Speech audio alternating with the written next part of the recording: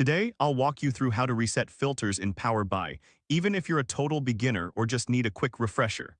By the end of this guide, you'll know exactly how to clear all your filters with ease, so you can focus on analyzing your data without distractions. First, let's open Power BI Desktop. This is where all the magic happens. You'll find your data visualizations and reports waiting for you.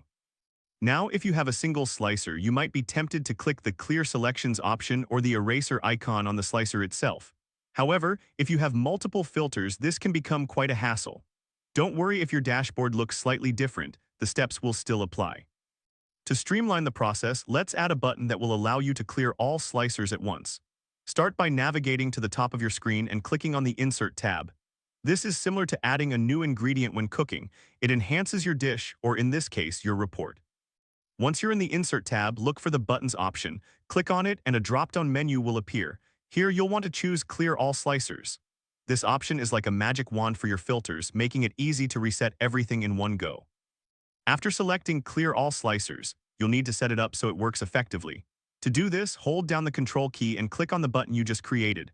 This action will enable the button to clear or reset all filters from the slicers with a single click. Think of it as a remote control for your data. One click, and everything is back to square one.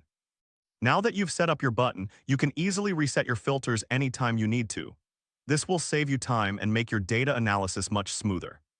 If this helped you out, please give the video a thumbs up. If you run into any issues, leave a comment below. Subscribe for more actionable guides. Thanks for watching.